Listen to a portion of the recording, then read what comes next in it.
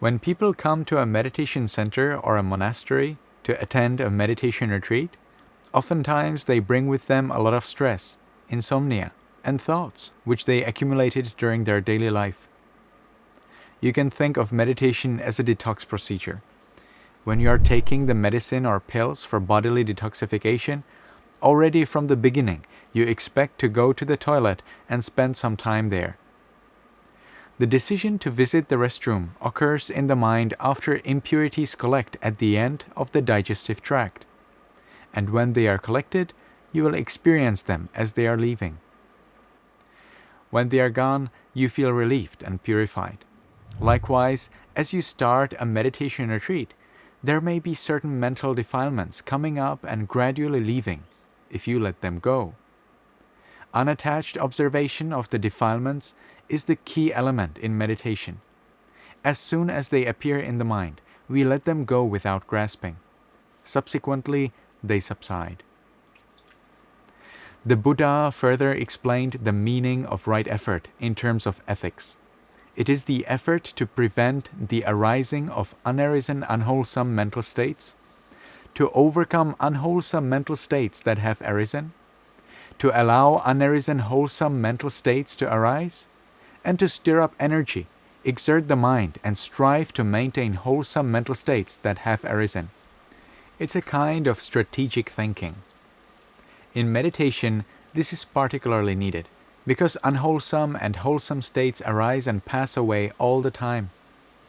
You could perhaps imagine that a meditator is not expected to cherish lust and hatred while they meditate, but rather to avoid them and develop love and equanimity instead. When the environment is harmonious and peaceful, and when the meditation practice is well understood, we can talk about energy, virya. Energy is the basis of effort. Without energy, there is no effort possible. Now I will explain how to create, preserve, and increase energy. When we are meditating, we observe how mental impurities, angers, and stresses, sorrow, and failures appear in the mind, and as they arise, we let them go, without forcing, without expectations, without aversion. If we observe how they come, and if we let them go, the mind stays balanced, and we can go deeper. What is uncomfortable, however, is that when you notice them arising, you don't let them go, but instead grasp them. In terms of tiredness and energy, that stress and insufficient sleep accumulated during your daily life will become apparent at the beginning of your meditation retreat, and it will need to be relieved. Let it go. If you think, no, I shouldn't be tired, no, I shouldn't sleep, the stress and tiredness will obviously make troubles, because they want to go, and you don't want to let them go.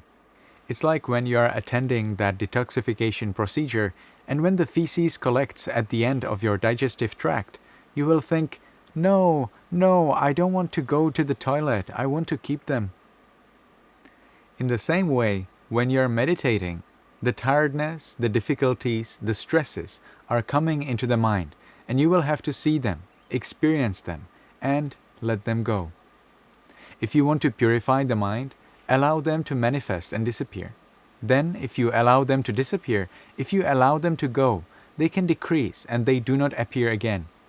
Or if they appear again, they will appear in a subtler form. And again, when they appear in a subtle form, you will let them appear in the subtle form and let them go. Defilements which arise inevitably need a chance to pass away. Then there are defilements which we can prevent from arising, suppress, and liberate from. Those are the so-called hindrances, nivarana. These are the focus of the practice in the first place, because as soon as the influence of hindrances has decreased, it is possible to observe the mind and the body. It is possible to concentrate on whatever you choose. The final liberation from the hindrances comes together with the attainment of ultimate wisdom. When the mind faces the reality of the world, when it encounters the way how impermanence and unsatisfactoriness manifest, the mind is not used to it. It is shocked and wants to retreat. It wants to stick to what it was used to. Whatever the bad habits were, the mind wants to stick to them. If it could speak, It would say, no, I'm fine with my habits. That's the way it always was. Why should it change? At that moment, the meditators apply their patience and wisdom and continue in their practice. The mind may then exhibit unnecessary tiredness, unnecessary stress. In those cases, we can apply specific remedies. As I mentioned a while ago, the body and the mind will need some time to settle after the change from daily life into the meditative setting. We can therefore expect that at the beginning of a meditation retreat or intensive meditation practice, we will need 3 or more days to accommodate and gain the necessary energy to meditate in an energetically balanced way. In other words, the first 3 or 4 days you may need to allow yourself sleep as much as you need. Then, if you still experience lack of sleep, recognize it as the hindrance of sloth and torpor and apply the appropriate solutions.